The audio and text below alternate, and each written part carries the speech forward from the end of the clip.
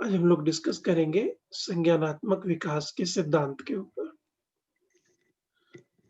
तो संज्ञानात्मक विकास के सिद्धांत बहुत सारे विद्वानों के द्वारा दिए गए हैं। विद्वानों ने इसके लिए अलग-अलग धारणाएं प्रस्तुत की हैं, जिसमें से जीन पियाजे का हम लोगों को देखना ज़्यादा ज़रूरी है। हालाँकि अपने सिलेबस में कोलबर्ग और वाइगॉट्स्की का भी है, तो हम लोग इसको भी देखेंगे। जो हमारे डीएलएड के और बीएड के स्टूडेंट्स हैं, सबके लिए ये इक्वली इम्पोर्टेंट है।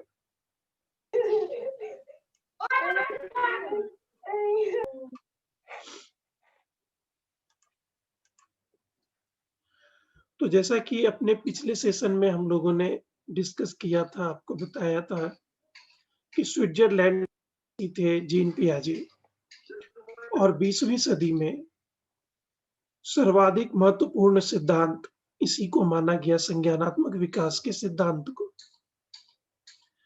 यही वजह है कि ये बहुत ही इम्पोर्टेंट हो जाता है हमारे लिए इसका अध्ययन करना। और जीन पियाजे ने इसे अलग-अलग स्टेजेस में बाँट करके, यानी हर स्टेज में अलग तरीके का संज्ञान विकसित होता है। संज्ञान के कई प्रकार हैं, ऐसा नहीं है। संज्ञान का कोई प्रकार वगैरह नहीं होता, लेकिन हर लेवल पे अलग-अलग तरीके से संज्ञानात्मक विशेषताएँ देखने को मिलती हैं। ठीक है? तो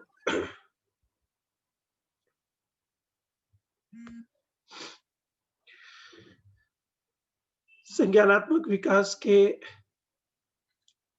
जीन पियाजे के दिए हुए सिद्धांत को डिस्कस करने से पहले शॉर्ट में एक बार फिर मैं आपको बता देता हूँ कि संज्ञान किसे कहते हैं और संज्ञानात्मक विकास से हमारा क्या मतलब है। बिल्कुल 2 लाइन में। देखिए, हमारे मस्तिष्क में बहुत सारी योग्यताएँ हैं। तो जितनी भी योग्यताएँ और क्षमताएँ हमारे मस्तिष्क में निहित हैं, इन सभी योग्यताओं को संज्ञानात्मक योग्यता कहा जाता है। मस्तिष्क की योग्यताएँ क्या है? सोचना, समझना, विचार करना, समस्याओं का समाधान ढूँढना, कल्पना करना, ठीक है? यही सारी चीज़ें हैं, जो मानसिक क्षमताएँ कही जाती हैं। इन्हीं सारी क्षमताओं को एकत्रित जब हम कर देते हैं, तो उसे संज्ञानात्मक योग्यताएँ कहते हैं या संज्ञानात्मक क्षेत्र कहते हैं इसको। जैसे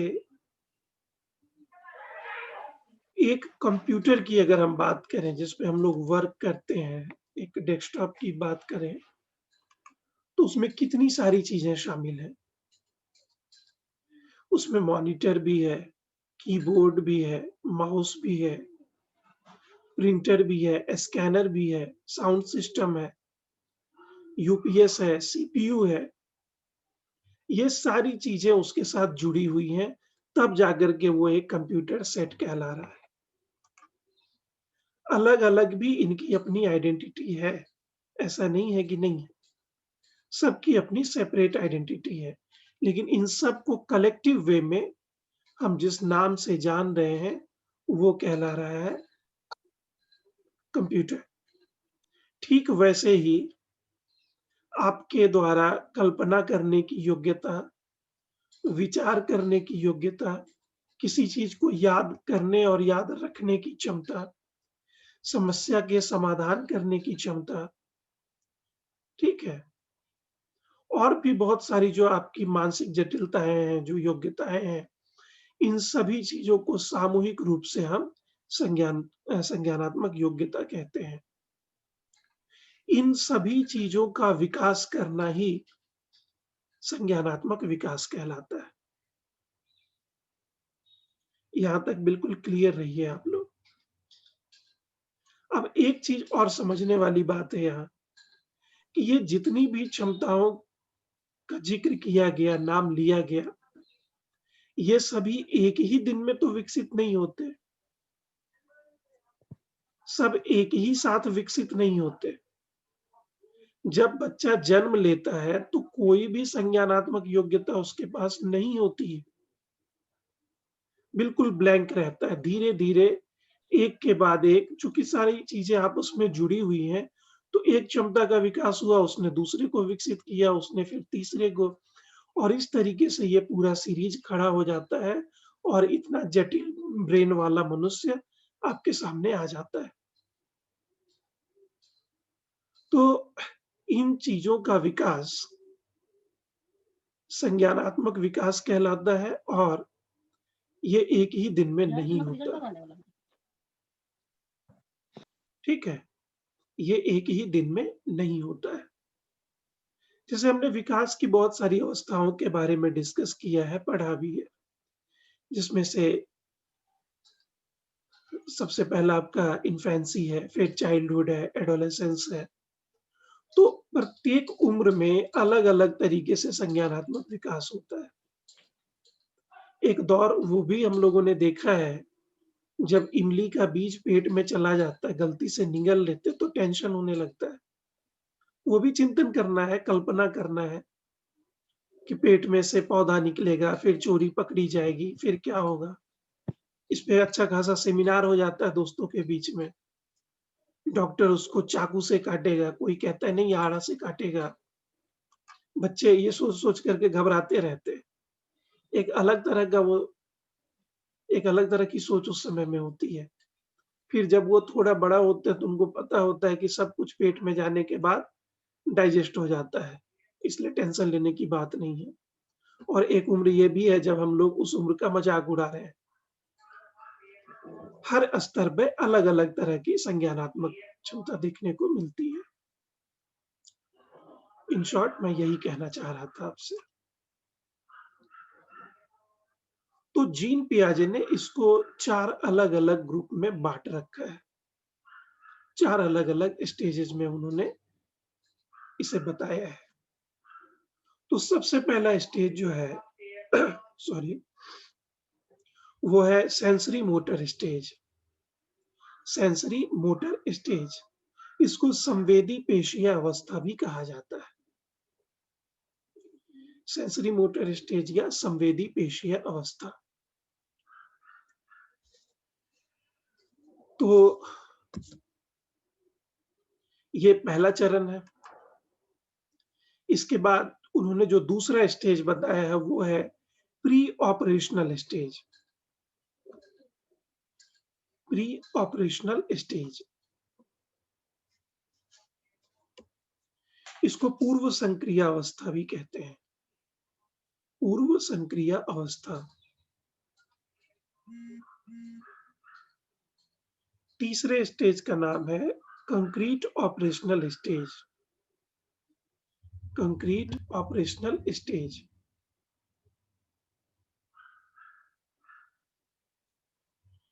इसको मूर्त संक्रिया अवस्था कहते हैं। मूर्त संक्रिया अवस्था।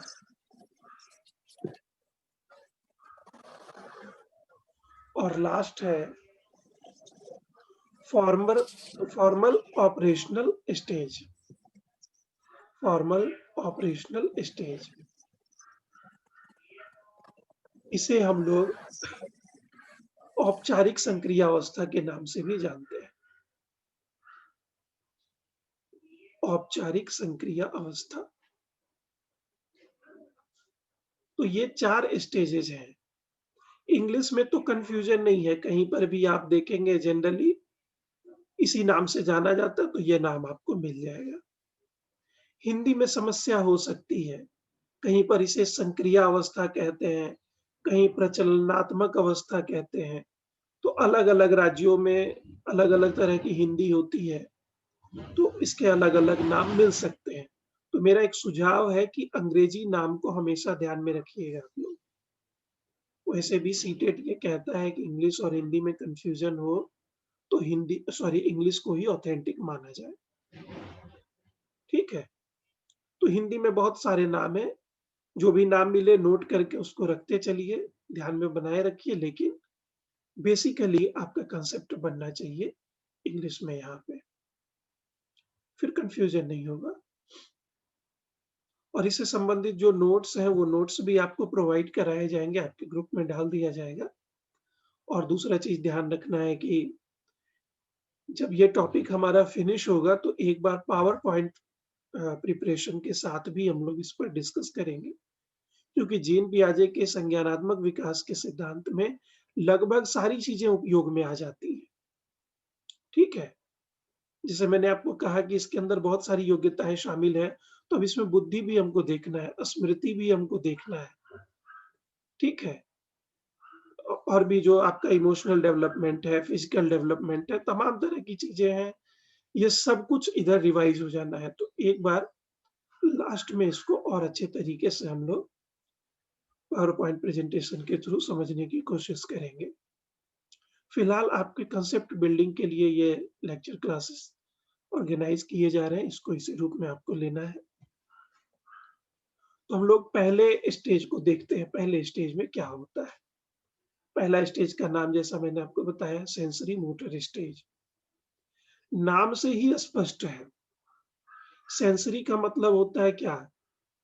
जो सेंस ऑर्गन्स के संवेदन है, सेंस ऑर्गन्स के जो सेंसेशन है, उससे संचालित होने वाली अवस्था। सेंसरी मोटर स्टेज, स्टेज तो समझ रहे हैं, अवस्था। सेंसरी यानी सेंस ऑर्गन से संचालित होने वाली, मोटर मतलब चालित, ठीक है? तो नाम से ही स्पष्ट है कि ये सेंस ऑर्गन से ही संचालित होते हैं। तो इसमें क्या क्वेश्चन कैसे पूछा जाएगा इसको देखिए, घुमा करके सीधा-सीधा मैच द कॉलम्स इसके द्वारा किसी भी तरीके से ये पूछता है कि पहले स्टेज का नाम क्या है? दूसरे स्टेज का नाम क्या है? तीसरे स्टेज का क्या है? और चौथे स्टेज का क्या है? सीक्वेंस में नाम याद रखेंगे तो परेशानी होगी, क्योंकि आप अगर एक आध मिस कर गए तो वो याद नहीं आएगा, तो याद रखने से बेहतर है इसको समझ लेना। जब बच्चा जन्म लेता है तो उसे किसी चीज़ का ज्ञान नहीं होता। तो जो सेंस ऑर्गन्स है वो जितना ही वर्क कर पाता है, बस उतने से ही उसको जानकारी मिल पाती है, उतने से ही उसको ज्ञान प्राप्त हो पाता है। तो पहला स्टेज ये है। दूसरे स्टेज में है प्री ऑपरेशनल, यानी अभी तक ये संक्रियात्मक रूप से वर्क करने में सक्षम नहीं हो पा रहा है, तो इसको प्री ऑपरेशनल के नाम से जाना गया। फिर ये एक फॉर्मल रूप लेता है, ठीक है? और लास्ट में जाके सॉरी पहले प्री ऑपरेशनल के बाद ये कंक्रीट होता है, मतलब ये एक ठोस रूप लेना, ठोस आकार लेना प्रारंभ करता है और अंत में जाकर के ये एक औपचारिक अवस्था में परिवर्तित हो जाता है। बच्चे की सोच कैसे निर्मित होती है? ये जो सोच है, सोचने की प्रक्रिया है, यही सब कुछ है संज्ञानात्मक क्षमता। संज्ञान तो यही है ना, आपकी जो चिंतन करने की शक्ति है, अगर हम उसे संज्ञान का पर्याय कहें तो गलत नहीं है। आप सोचने में कितनी चीज़ों को उपयोग में लाते हैं। अपनी बुद्धि को भी उपयोग में लाते हैं, अपनी याददाश्त को उपयोग में लाते हैं, लैंग्वेज को उपयोग में लाते हैं, पुराने अनुभव को उपयोग में लाते हैं। ये सारी चीज़ें मिलकर के वहाँ वर्क कर रही होती हैं, सिर्फ़ सोचने की क्रिया नहीं हो रही है, ठीक है? तो बचपन का एक दौर होता है जहाँ पर ये सारी चीज़ों के बीच में कोऑर्डिनेशन नहीं हो पाता, तो उनके चिंतन करने की योग्यता बहुत ज़्यादा नहीं हो पाती है। फैक्ट 1-2 फैक्ट को याद रखेंगे, उसी फैक्ट के इर्द-गिर्द एक आध लाइन तक सोच पाएँगे, उसके आगे नहीं सोच पाएँगे। जैसे-जैसे उम्र बढ़ती जाती है, इन क्षमताओं का विकास होता चला जाता है, ठीक उसी मात्रा में उनके चिंतन करने की प्रक्रिया में भी विस्तार होता चला जाता है। अब वो गहन से गहन चीज़ों के ऊपर अपना विचार रखने में सक्षम हो पाते हैं। ये जो नेता लोग हैं, जो तमाम तरह के विषयों पर अपनी राय रखते हैं, अपनी बात रखते हैं, ठीक है? इन्हीं के एग्ज़ाम्पल को आप ले लीजिए। जब ये छोटे रहे होंगे, तो क्या इतनी समझ इनको रहती होगी कि हर चीज़ को ध्यान में रखते हुए किसी चीज़ को सोच पाएँ? लेकिन जैसे-जैसे उम्र और तजुर्बा बढ़ता चला जाता है, देश के हर मुद्दे के बारे में 2, 4, 5 लाइन बोलने में सक्षम हो जाते हैं ये लोग, स्पेशली जो पार्लियामेंट्री सेशन वगैरह अटेंड करते हैं, ठीक है? मतलब मैं पॉजिटिव एस्पेक्ट में आज डिस्कस कर रहा हूँ, नेताओं की इमेज तो नेगेटिव एस्पेक्ट्स में ज़्यादा होती है, ठीक है? तो आप देखेंगे कि जो रेगुलर सेशन वगैरह अटेंड करते हैं, डेटा वगैरह याद रहता है, हर समस्या को गहराई के साथ समझना, सोचना, चिंतन करना, उस पर अपना सुझाव देना, एक ही दिन में नहीं हो पाया है। और इतना ही नहीं, ये एक ऐसा रूप ले लेता है कि जब 2 लोग आपस में डिस्कस करते हैं, तो कहते हैं कि उनके पास जब आप जाएँगे बात करने के लिए, तो वो आपको इसी तरह का सलाह देंगे। ये होता है औपचारिक अवस्था, यानी एक फॉर्मल रूप ले चुका है वो। लोग भी अब अनुमान लगा सकते हैं कि आप ऐसा ही सोचते हैं और इसी दिशा में सोचेंगे, ऐसा ही निर्णय आप ले पाएँगे। तो एक अवस्था वो है जब हम ज़ीरो हैं, नथिंग, और एक अवस्था वो है जब हम इतना ज़्यादा जटिल मानव के रूप में विकसित हो चुके हैं। तो ये एक ही दिन में तय किया हुआ रास्ता नहीं है, इसको समय के हिसाब से धीरे-धीरे तय किया गया है, जिसका पहला चरण है सेंसरी मोटर स्टेज। तो ये ध्यान रखिए कि जीन पियाजे के संज्ञानात्मक विकास का पहला चरण है सेंसरी मोटर स्टेज। सीधा-सीधा ये प्रश्न बनता है। अब प्रश्न ये उठता है कि सेंसरी मोटर स्टेज किस उम्र तक में पाया जाता है? तो ये जन्म से लेकर 2 वर्ष की अवस्था तक पाया जाता है। सेंसरी मोटर स्टेज जन्म से लेकर 2 वर्ष की अवस्था तक।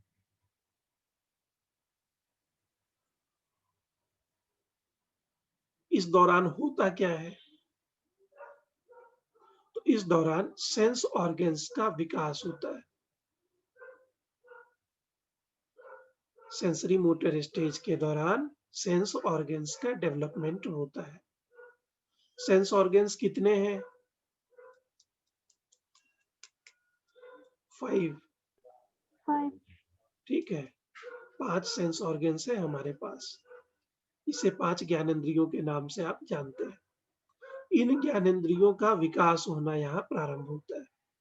देखिए, ये सारी ज्ञानेंद्रियाँ अपना काम तो खुद करती रहती हैं, लेकिन मतलब ऐसा नहीं है कि 0 से 2 वर्ष कह दिया गया तो जन्म के समय ये सेंस ऑर्गन्स वर्क नहीं कर रहे हैं, ऐसा नहीं है, ये तब भी अपना वर्क कर रहे हैं।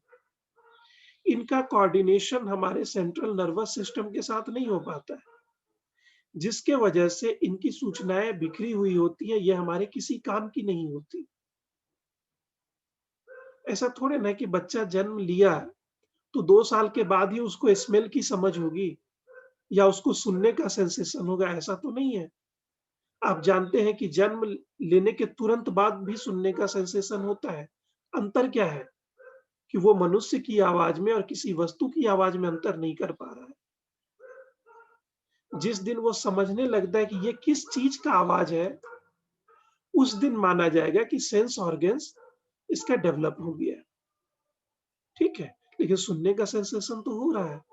मतलब आप यहाँ पर इस चीज़ को समझिए, मैं ये बताने की कोशिश कर रहा हूँ कि सेंस ऑर्गन्स हमेशा से काम कर रहे होते हैं, लेकिन उसकी वर्किंग एफिशिएंसी में, उसकी दक्षता में, स्पष्टता में अंतर इस अवस्था के दौरान विकसित होना प्रारंभ होता है। छोटे बच्चे को कोई भी पुचकार रहा है, अगर 1 महीने का बच्चा है, कोई भी अगर उसको दुलार कर रहा है, पुचकार रहा है, तो वो ये नहीं समझ पाता कि अभी माँ ने दुलार किया, अभी पापा ने दुलार किया या दादा ने या दादी ने, किसने। लेकिन जब यही बच्चा 6, 7, 8 महीने का हो जाता है, तो वो पकड़ने लगता है कि दादाजी आ गए। आप घर में सुनेंगे ना कि उनकी आवाज़ सुन कर के बच्चा जग जाता है। तो बहुत सारे परिवार के लोग ऐसे होते हैं जिन पर बैन लगा दिया जाता है कि जब बच्चा सो रहा हो तो आप ज़ोर से मत बोलना, नहीं तो उठ जाएगा। वो पकड़ने लगता है कि किसकी आवाज़ है। ये वही बच्चा है कि जन्म के समय मनुष्य की आवाज़ और वस्तुओं की आवाज़ में अंतर नहीं कर पा रहा था। वही बच्चा है जो 7-8 महीने में पहचानने लगा कि ये मम्मी का आवाज़ है, पापा का, किसका। तो सुनने की क्षमता तब भी थी, लेकिन अब ज़्यादा स्पष्टता है, अब ज़्यादा दक्षता है। तो ये लगभग हर चीज़ के लिए लागू होता है। मैंने आपको बताया था कि शुरुआती 15-20 दिन का जो समय होता है, उसमें तो आँख भी स्थिर नहीं हो पाता है इनका। लेकिन ऐसा नहीं है कि वो देख नहीं पा रहे हैं, वो तो देख रहे हैं जन्म से ही। लेकिन धीरे-धीरे उनकी दृष्टि में ये परिवर्तन, महत्वपूर्ण परिवर्तन आता है और एक समय के बाद वो जिस चीज़ को देखना चाहते हैं, सिर्फ़ उधर ही फ़ोकस रहता है और बाकी चीज़ें अगल-बगल की उस समय दिख नहीं रही होती हैं या ब्लर हो चुकी होती हैं। कैमरे में आप देखेंगे जनरली, सिनेमा वगैरह में आप देखेंगे ना कि वो जिस कैरेक्टर के ऊपर फ़ोकस किया जाता है, सिर्फ़ वही दिख रहा होता है और बाकी के खड़े लोग ब्लर कर दिए जाते हैं। पुराने ज़माने में ये टेक्निक यूज़ होता था। ये एक्चुअली हमारे आँख का ही एक तरीका है काम करने का। अभी जैसे आप अपने कंप्यूटर स्क्रीन या मोबाइल स्क्रीन पर देख रहे होंगे, तो आस-पास में बहुत सारी चीज़ें हैं जो आपकी नज़र में बनी हुई है, लेकिन आपका फ़ोकस कहाँ है? आपका फ़ोकस है सिर्फ़ और सिर्फ़ अपने कंप्यूटर या मोबाइल के स्क्रीन के ऊपर। अगल-बगल कोई हरकत होगा तो आप पकड़ लेंगे, आपका ध्यान उधर चला जाएगा, लेकिन नज़र का को आपने केंद्रित कहीं और कर रखा है। ये क्षमता जन्म लेने के साथ तुरंत नहीं पाई जाती है। धीरे-धीरे ये विकसित होती है, 2 साल के दौरान ये भी विकसित हो जाती है। तो ऐसे ही हमारे पाँचों सेंस ऑर्गन्स के साथ यही चीज़ होता है। ये सारी चीज़ें कहाँ विकसित हो रही हैं? तो 0 से 2 वर्ष के भीतर और इसको जीन पियाजे ने नाम दिया है सेंसरी मोटर स्टेज। एक चीज़ मैं और आपको बता देता हूँ। आपके मन में लगेगा कि क्या ये फिक्स है, ऐसा ही होता है, यही चीज़ होगा? तमाम तरह के प्रश्न आपके मन में आते होंगे।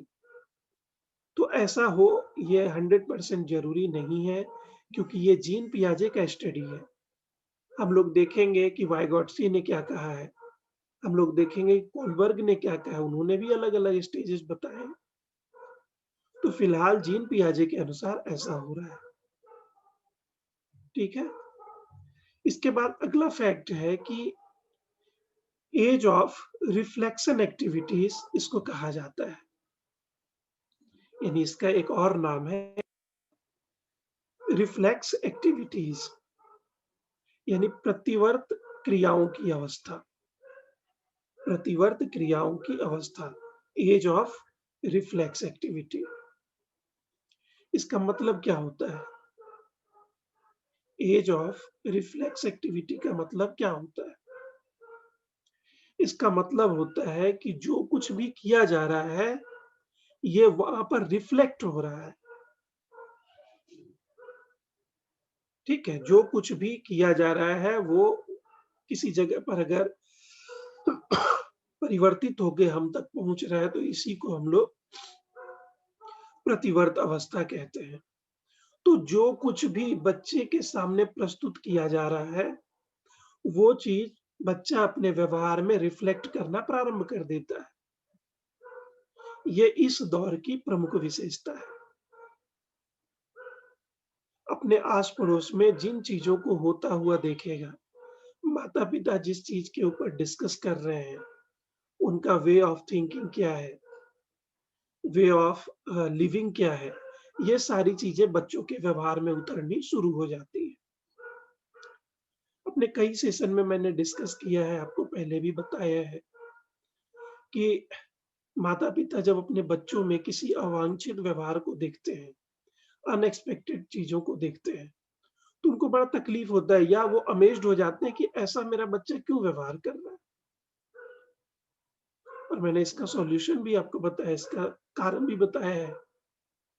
होता क्या है कि माता-पिता जो कुछ भी आपस में बात कर रहे होते हैं, बच्चे कॉन्शियसली या अनकॉन्शियसली उन चीज़ों को सुनते हैं, उनको सीखते हैं, धारण करते हैं।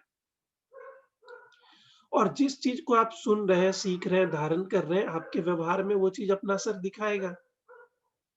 तो माता-पिता के कृत्य, उनके द्वारा किए जाने वाले काम, उनके द्वारा उपयोग में लाए जा रहे शब्द, उनके द्वारा किसी व्यक्ति के बारे में बनाई जा रही धारणा, यही सारी चीज़ें बच्चों का संस्कार बनती हैं। The way of living, the way of thinking, यही चीज़ संज्ञानात्मक विकास भी है। तो आप जैसा व्यवहार करेंगे, वैसा ही व्यवहार बच्चों के व्यवहार में रिफ्लेक्ट होना प्रारंभ होगा। एज ऑफ रिफ्लेक्शन या एज ऑफ रिफ्लेक्स एक्टिविटी, इसीलिए इसको कहा जाता है। ठीक है? अपना क्या है किसी बच्चे का, अगर गौर से आप सोचें, थोड़ा हम लोग फिलोसॉफिकल होकर के भी सोचते हैं। अपना क्या है? किसी बच्चे का अपना क्या है? कुछ भी नहीं। हर एक चीज़ आपने इस धरती पर किसी न किसी को देख कर के ही सीखा है। किसी ने आपको बताया कि ये जो व्यक्ति है, जो ऐसा दिख रहा है, इसकी आवाज़ ऐसी है, ये आपका पिता है। ठीक है? ये आपके रिलेटिव हैं, ये आपका कज़न है, ये ब्रदर है, सिस्टर है, टीचर है, व्हाटएवर। और प्रत्येक व्यक्ति के लिए आइडेंटिटी के तौर पर आपने एक-एक नाम दे रखा है। दुविधा तो तब आती है जब एक ही नाम के 2 लोग मौजूद हो जाते हैं। छोटे बच्चे को देखेंगे वो कन्फ्यूज़ होते हैं इन चीज़ों से। जब हम बड़े हो जाते हैं तो चूँकि एक फॉर्मल तरीका निर्मित हो चुका है ना, तो हमें कन्फ्यूज़न नहीं होता, लेकिन बच्चों में कन्फ्यूज़न होता है। ठीक है? अगर आप प्रैक्टिकल करना चाहें तो प्री प्राइमरी में ये प्रैक्टिकल करके देख सकते हैं। नर्सरी के बच्चों को ले लें आप और वहाँ पर अटेंडेंस के दौरान एक्चुअली मैंने इस चीज़ को ऑब्ज़र्व किया।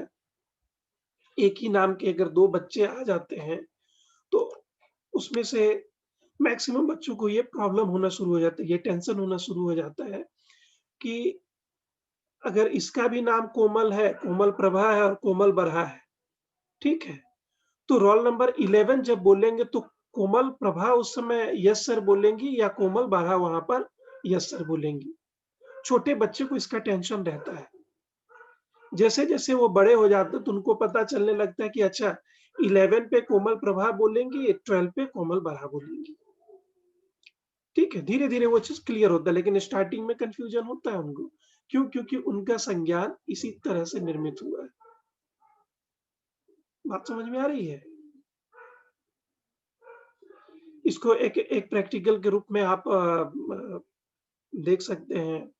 प्रैक्टिकल क्या वो जनरली आपको देखने के लिए मिलेगा, जैसे छोटे बच्चे जब कैरम बोर्ड खेलते हैं और स्ट्राइकर गलती से अगर चला गया वो तो क्या होता है ना कि उनको लगने लगता है कि इसने तो स्ट्राइकर को ही अर्न कर लिया, अब हम लोग खेलेंगे किस चीज़ से?